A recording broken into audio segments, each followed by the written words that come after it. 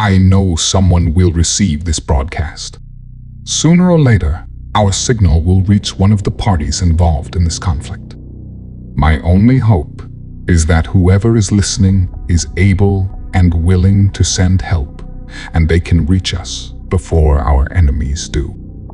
My story is incredible and may be written off as a fraud by some, but there are those in a position of power back on Earth who know the terrible truth, even though they've gone to incredible lengths to cover it up. As for me, I don't know how I got dragged into this living hell, but I fought so hard that I refused to simply give up.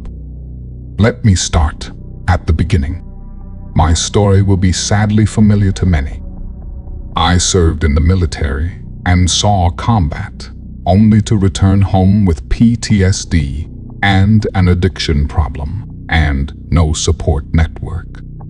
Like so many others, I fell through the cracks in society as my demons destroyed my life and left me living rough on the streets. I guess that's why they targeted me. Unlike most of the other victims, I don't remember the circumstances of my abduction. I guess I was totally out of it when they took me, so I avoided the well-documented blinding lights and sensation of being pulled upwards by an alien tractor beam. Hell, for all I know, I was taken by an agent of some shadowy organization and willingly handed over to these animals. Frankly, I don't know which is worse. The first thing I do remember is waking up naked on cold metal, my head aching as a dull pain reverberated through my skull. I groggily opened my eyes and got up on my feet, finding myself trapped inside a tiny, windowless cell of featureless steel, illuminated by a dim red light above me.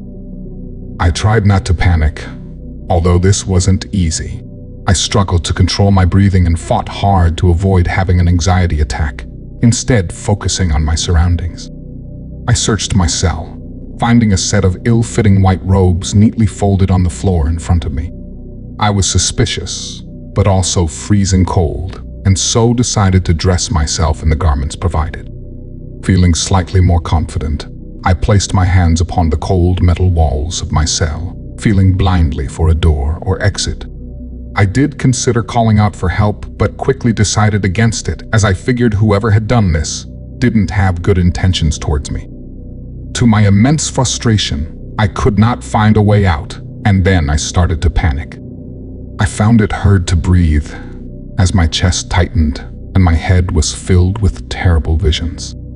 My imagination went wild as I considered why I was here and who was holding me. I lay down on the cold metal and placed my head in my hands, but suddenly I was startled by whooshing sound as a previously invisible door slid open, revealing a lit corridor beyond my tight cell. Slowly and cautiously, I left the holding room and walked out into the passageway, jumping when the door automatically closed behind me. I continued barefoot across the metal gangway, feeling increasingly uneasy as I explored. The dimly lit and narrow corridor was devoid of any color or natural light. Austere and featureless, I was reminded of the inside of a battleship or submarine. Listening intently, I thought I heard the soft humming of far distant engines, although I couldn't be sure. However, I did experience a terrible foreboding as I slowly advanced. I felt sure I was being watched and wondered what my captors wanted with me. Once I reached the end of the corridor, I discovered a T-junction with two seemingly identical corridors before me, one going left and the other right. Standing still, suddenly I heard a booming robotic voice calling out to me from invisible speakers. "You are the subject of an experiment. This is the labyrinth. If you make it to the center, you will live." I gasped as raw panic pulsated through my body. My instincts and military training kicked in as I experienced an intense heat behind me, turning to see a wall of flames rapidly advancing along the corridor I'd just walked down.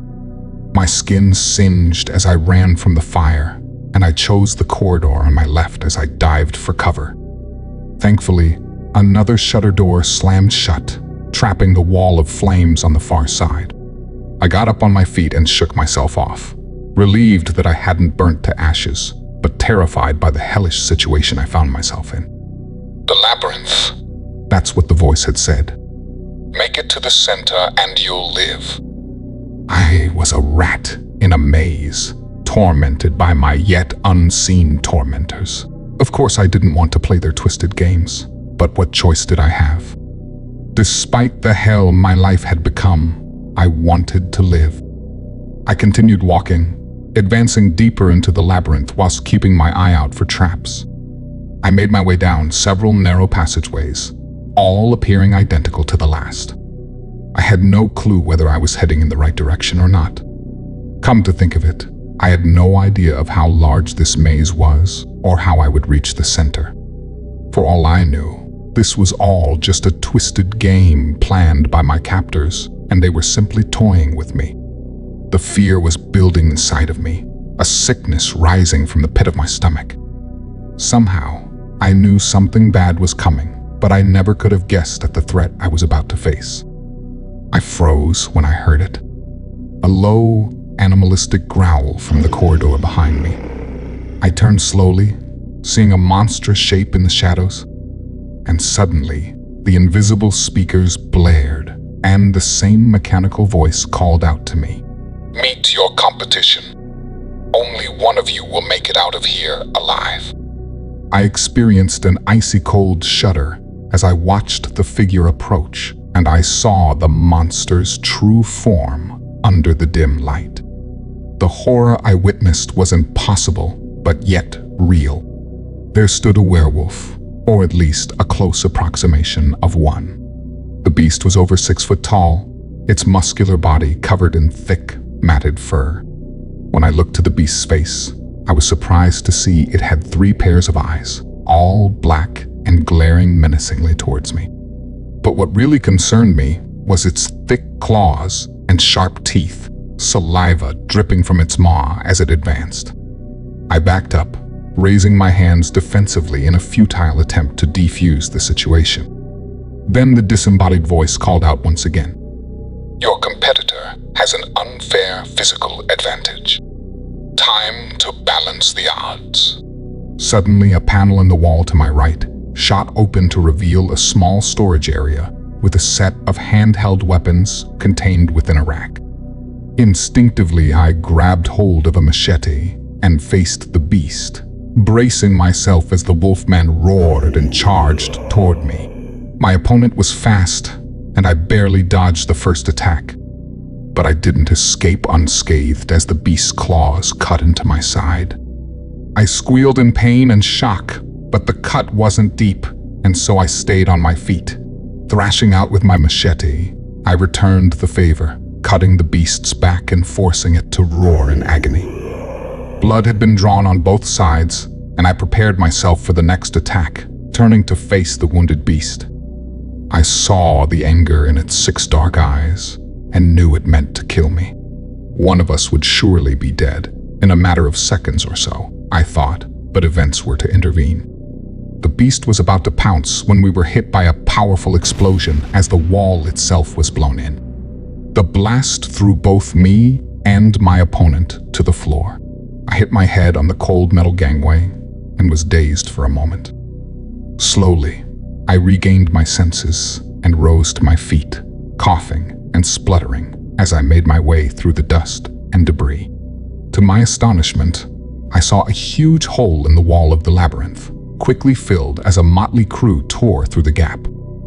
I ducked and rolled myself into a protective ball as a mob of bodies charged past me in a mad scramble.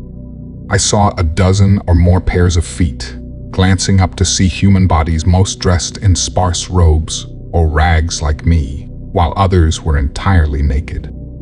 All were whipped up into a frenzy, their eyes filled with mad rage and a fiery determination.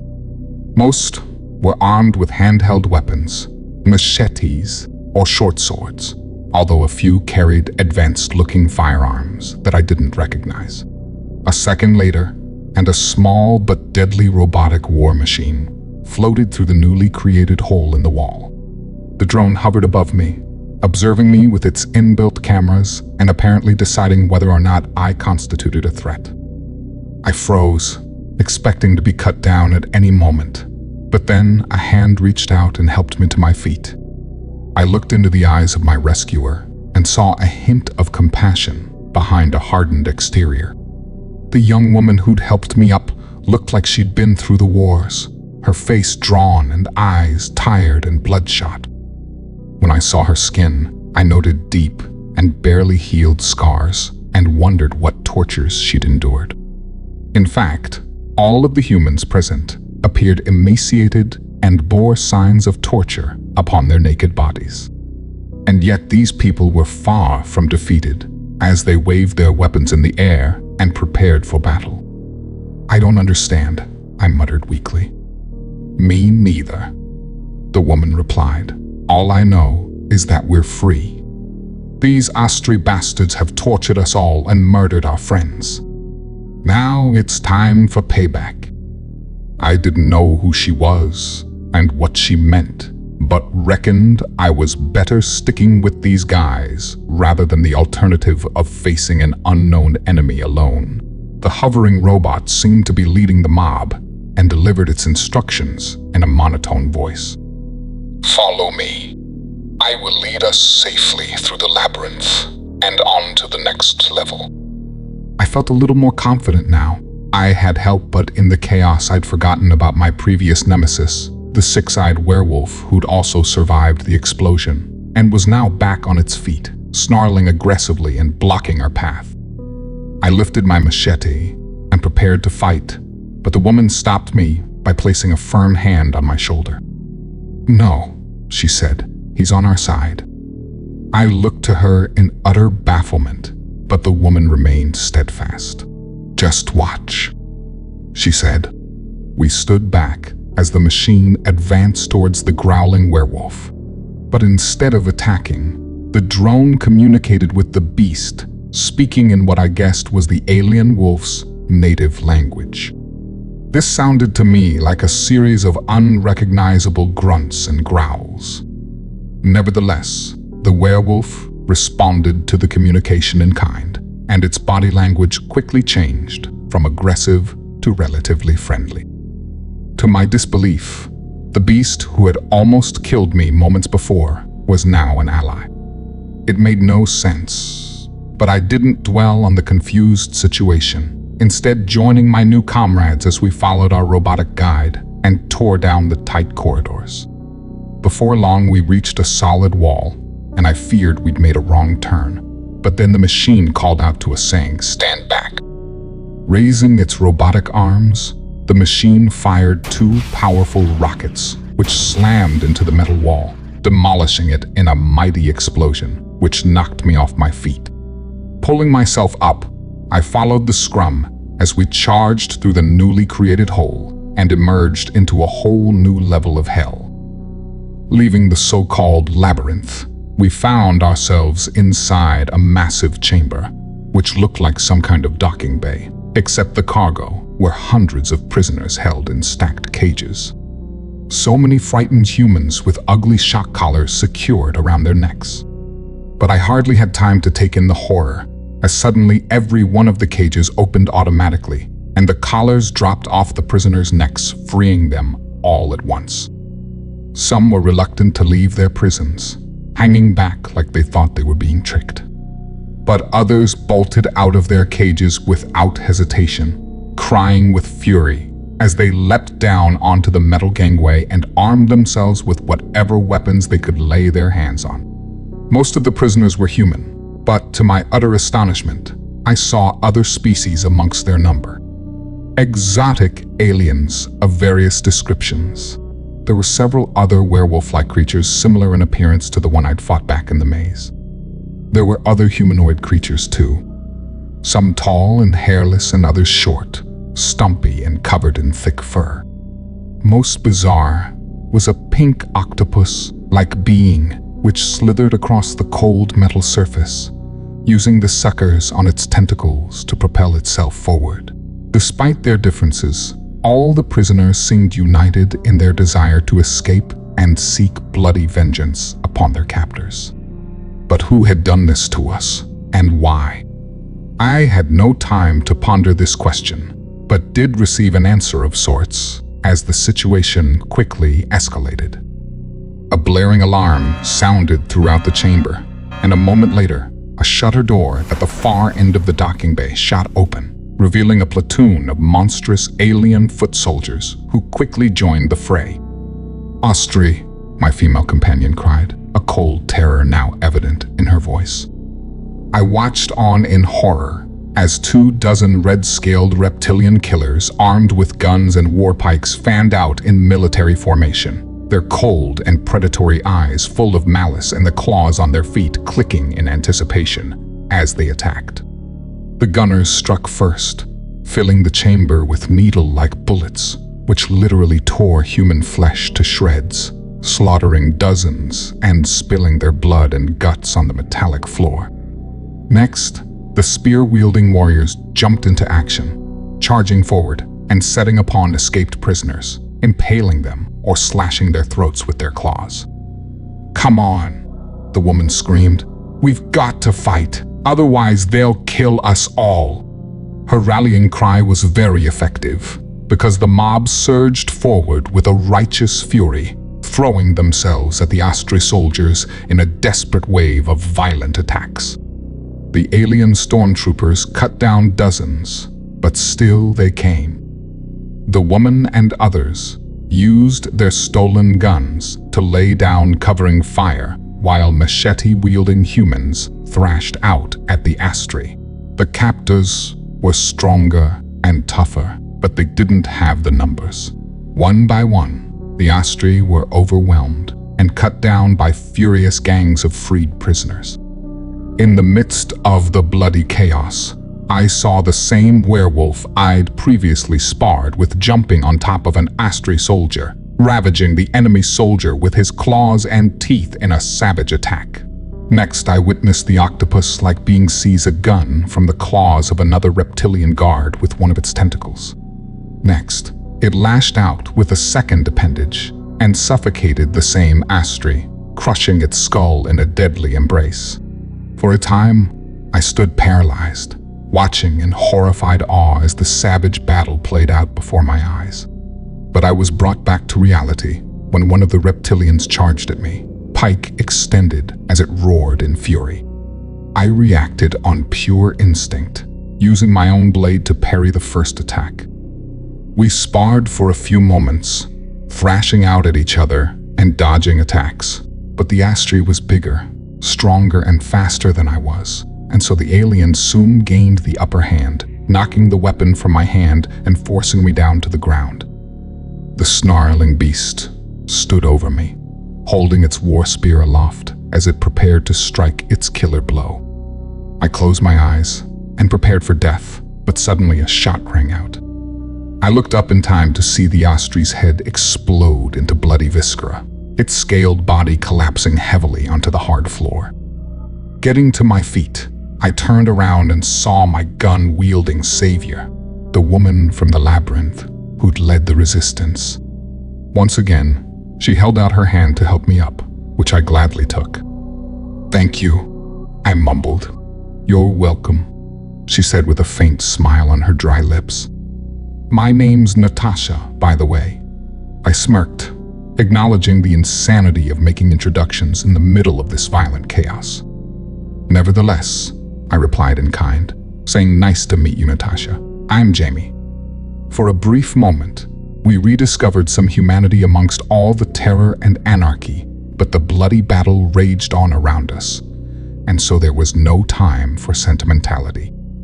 By now, the Astri fighters were on the back foot. Most of their number had been butchered, while the last half-dozen laid down suppressing fire to cover their retreat. The assault against them was led by the same war machine that had guided us through the labyrinth, firing rockets down upon the enemy with a ruthless efficiency. But the price paid for these gains had been a heavy one, as the docking bay was littered with the bodies of humans and other species, the bay floor splattered with their blood and guts. I was saddened to see my former nemesis amongst the dead, the six-eyed werewolf, from the labyrinth. He'd fought bravely, but had ultimately been cut down by a barrage of Astri bullets. In fact, almost all of the dozen escapees who'd fought through the maze with us were now dead. The carnage affected both Natasha and I, and we both stood for a moment in stunned horror before a new voice called out to us from the distance, shouting, "You two over here." We turned to see a pale-faced and emaciated middle-aged man dressed in white robes standing in an open doorway and repeating his call, "Come here, quickly, I can help you." We didn't know this man, but he was a fellow human being, and so I decided we needed to trust him. Sprinting, we ran through the bodies and made our way to the doorway, where we were greeted by the mysterious stranger. Our would-be savior waved us inside before shutting the door behind us.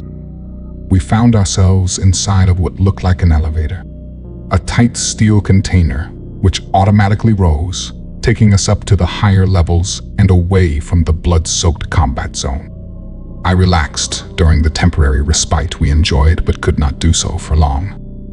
Natasha and I were quick to survey our surroundings, noting the stern-faced man who'd called us over and invited us inside, his eyes intensely observing us while his lips remained tightly shut. But what drew our attention was the creature which cowered behind him. I instinctively jumped up when I saw it. A reptilian being similar to the Astri warriors I'd just seen, but also notably different. Its scales colored a light brown instead of red. What's more, the creature was significantly shorter than an Astri, less than 5 foot in height, and it was far less aggressive in its nature. In fact, it or he had yellow eyes filled with fear and anxiety, and I soon got the impression he was more afraid of us than we were of him. I didn't believe this being posed any threat to us, but Natasha wasn't taking any chances. In a rapid movement, she raised and aimed her alien firearm and prepared to shoot. But, to our immense surprise, the white-robed man stepped in front of the gun and cried out, "Don't hurt him. He is not Astri. This being is on our side." Natasha was shocked, but thankfully she didn't pull the trigger, instead lowering her weapon and taking a step back. We both looked upon the odd pair with bafflement, watching as the human reassured his reptilian comrade, showing him what appeared to be heartfelt compassion. "Who are you?" I asked in confusion. The man turned towards us and nodded his head before answering. "My apologies. Let me make the necessary introductions. My name is Gideon. I have been a guest of the Astri for quite some time." He paused and turned towards his brown-scaled reptile companion before continuing. "And this is Abel, who I'm proud to call my friend." "Abel?" Natasha exclaimed in disbelief. Gideon smiled faintly before replying. "Yes, well, I'm afraid his true name is quite unpronounceable in our tongue. Instead, I have named him after my late brother back on Earth. I think of it as a sign of respect." I was no clearer on who this odd little man was, or what his relationship was with this strange creature. Then again, nothing which had occurred since the beginning of this living nightmare made any sense to me. I'd received no real answers since the chaos back in the labyrinth, as my entire focus had been on survival. Natasha had been here longer, however, and surely she knew more than I did. She continued to glare suspiciously at the nervous reptilian like she suspected a trap. "I don't get it," she exclaimed. "If that thing isn't Astri, then what is it? Another prisoner?" "Not exactly," Gideon replied thoughtfully. "It's difficult to explain, but I will try my best. But there's something else I need to show you first. It won't be an easy thing to witness, but alas, it is necessary to experience the full extent of the horror before you can understand the truth." Natasha and I shared a look of cold terror as we considered the horrifying meaning behind Gideon's cryptic words. I was prepared to demand further answers, but a moment later, our elevator came to a halt and the doors slid open to reveal a horror beyond my worst nightmares. Welcome to the Astri's Temple of Pain, the pinnacle of their culture, Gideon said grimly as he and Abel stepped inside. It's hard for me to describe the interior of the Astri Temple, if that's the right word for it. The lighting inside was a dim shade of blood red, giving the chamber a foreboding appearance from first glance. Nevertheless, the entrance to the room was fairly unremarkable, consisting of what I guessed were the alien equivalent of pews, places for the Astri worshippers to sit or kneel, whilst they participated in whatever twisted ceremonies occurred within this hellish chamber. But it was impossible to ignore the vile centerpiece that adorned the far wall, standing above the pews in the same position one would expect to find a crucifix in a Christian church. The Astri's equivalent was surely the result of bad science, resulting in a twisted mosaic of skin and flesh, all meticulously sewn together in a sickening display. I'd seen enough death in my time to know that the horrific exhibit was constructed from real human bodies, and the foul stench confirmed this was so. And then there were the faces contained within the fleshy canvas, 13 human faces detached from their skulls and sewn into the hellish tapestry, their eyes shut, but mouths still hanging open. Against my better judgment, I slowly walked down the aisle towards the sickening idol, horrified by what I saw but somehow unable to turn away from it. And then it happened. The faces suddenly came to life, their eyes opening all at once to reveal 13 lost souls, all long since overtaken by terror and madness. They glared out at us, acknowledging the presence of fresh victims to their torturous existence. And then they opened their collective mouths to reveal the utter darkness within. I don't know how they exerted any noise through their non-existent throats, but suddenly they screamed as one. A blood-curdling, soul-destroying wail, which reverberated throughout the small temple, rising to a terrifying crescendo, which forced me to cover my ears in a vain attempt to drown out the horror. Natasha ran to my side, screaming, "Make it stop." I looked to Gideon and Abel, who appeared quite calm throughout the terrible cacophony. Gideon nodded to his alien friend and shouted to be heard over the screams. "Time to end this." Abel gently nodded his head and activated a control panel on the wall beside the mosaic of skin, using his thin, claw-like fingers to type in a command. We heard a bleeping sound, and a moment later the screaming abruptly ended, the 13 pairs of eyes closing and the disembodied faces dropping. We held a moment of solemn silence before Gideon spoke softly, saying, "Finally, these poor souls are at peace." Natasha and I stood by in shocked silence, unable to find the words to react to the savagery we'd just witnessed. Once again, it was left to Gideon to offer an explanation of sorts.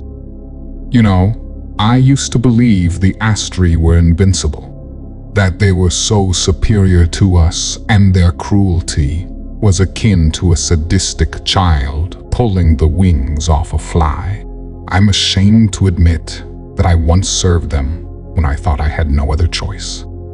I believed I deserved to die as punishment for my complicity in their crimes, and this was so nearly my fate.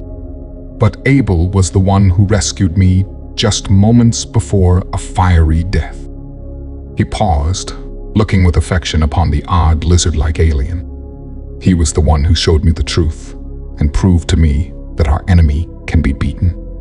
After all, Abel's people know the Astri better than we ever could." "I still don't understand," Natasha interrupted. "Who is he? And what the hell is all this?" Gideon nodded his head thoughtfully, looking to his alien companion before replying. "Yes, I suppose answers would be helpful.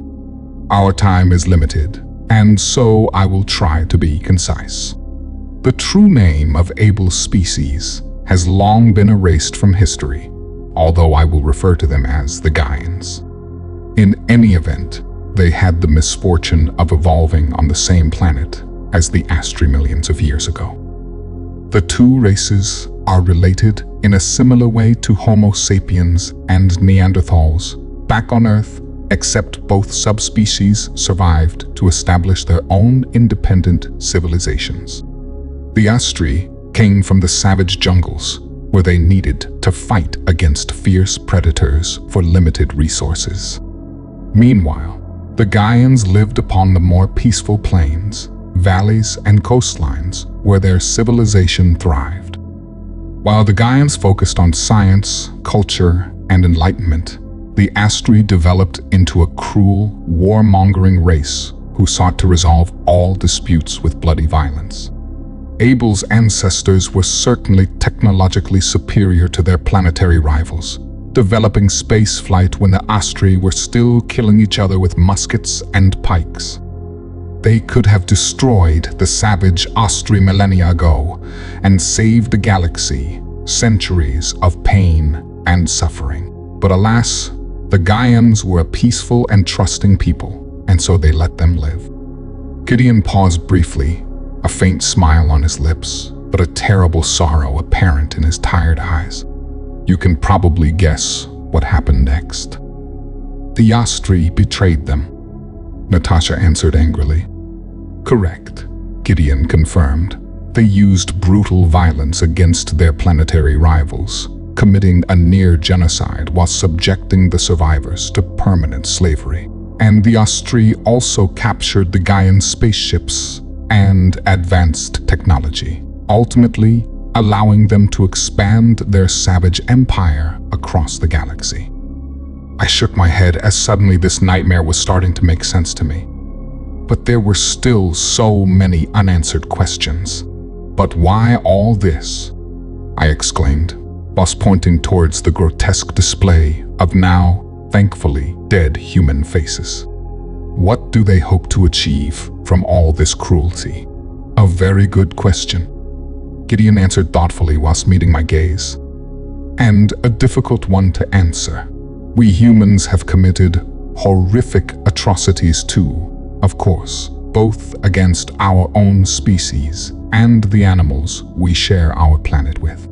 Still, on some level, most human beings know the distinction between right and wrong. Not so for the Astri. I'm afraid they have no moral compass left after millennia of savage warfare and intergalactic genocide. But it's more than that, isn't it? Their violence and passion for torture has developed into a religion of sorts, a twisted cult of death built upon the pain and suffering of their many victims. At least, this is what I once thought, but now I see the truth. The Astri aren't the galactic master race they claim to be. Their power is based on the terror they inflict upon their victims, but they are nowhere near as strong as we've been led to believe. This is why Abel and I created the necessary conditions for this rebellion. We shall take this slave ship from the enemy and send a message to the galaxy. They need to know that the Astri's days are numbered.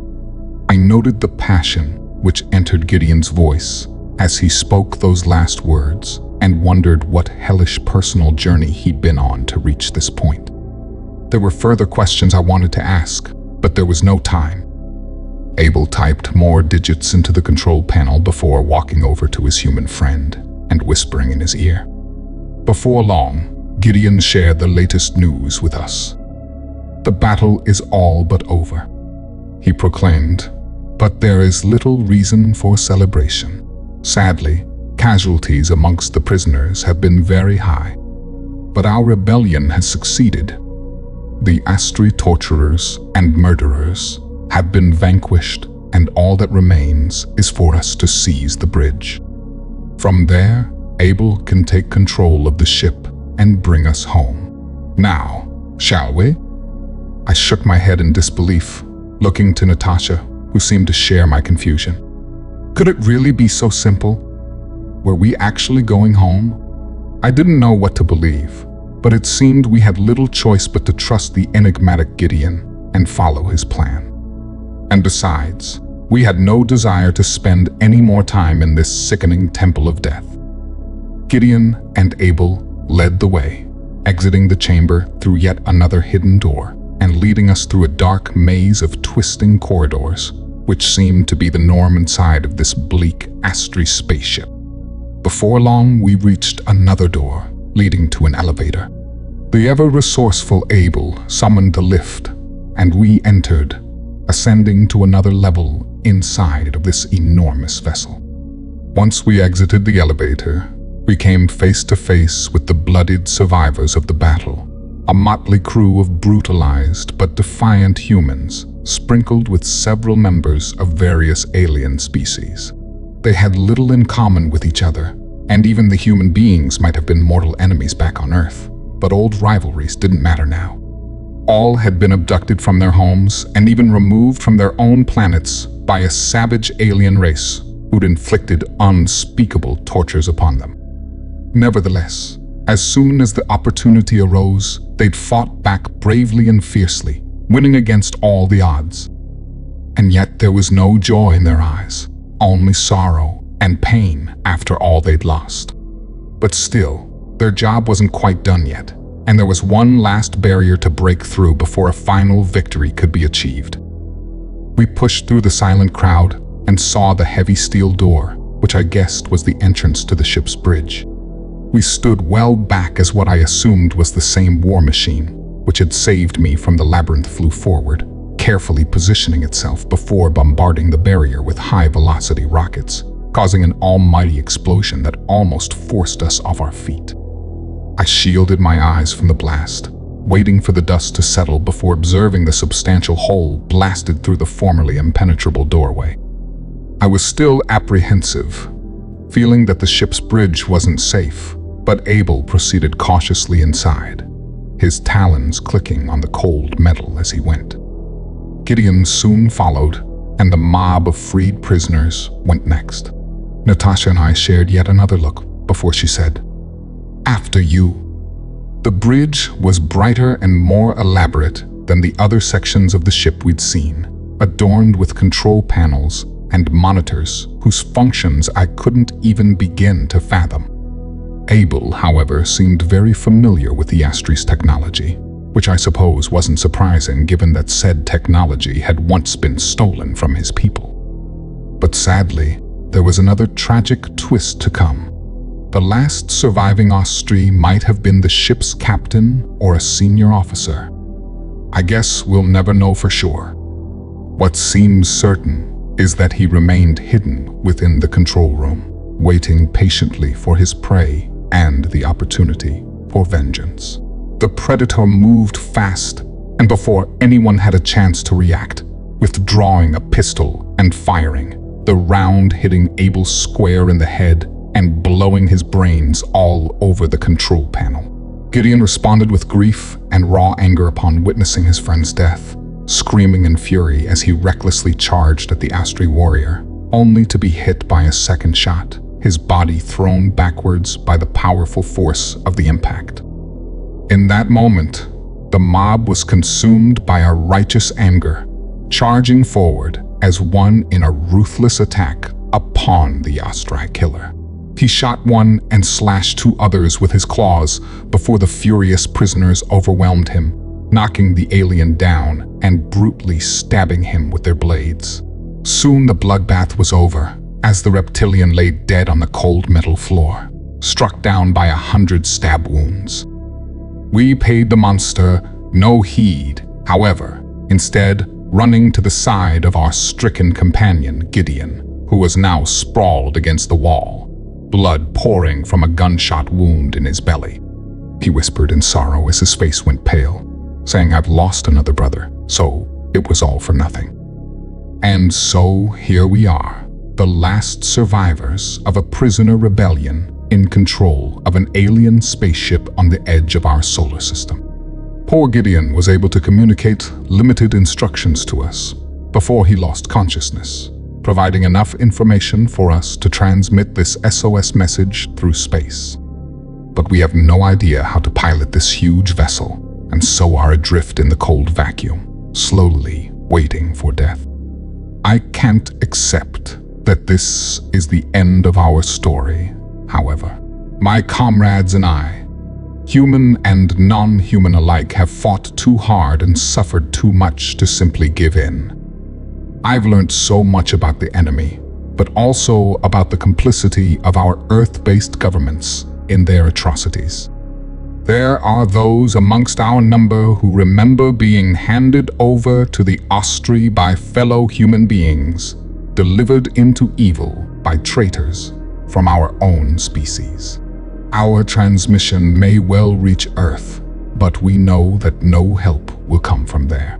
But we have heard rumors of a third party, a galactic confederation, which stands up to protect those brutalized and tortured by the monsters of this cruel universe. And so, we hope against hope that our count will reach these intergalactic saviors. If you're listening, you must reach us before the enemy does, and together we can take the war to the cowardly Astri and end their reign of terror once and for all. I repeat, SOS. Please send help. You're our final hope. If you enjoyed this video, don't forget to like and subscribe to Descent into the Unknown for more terrifying stories.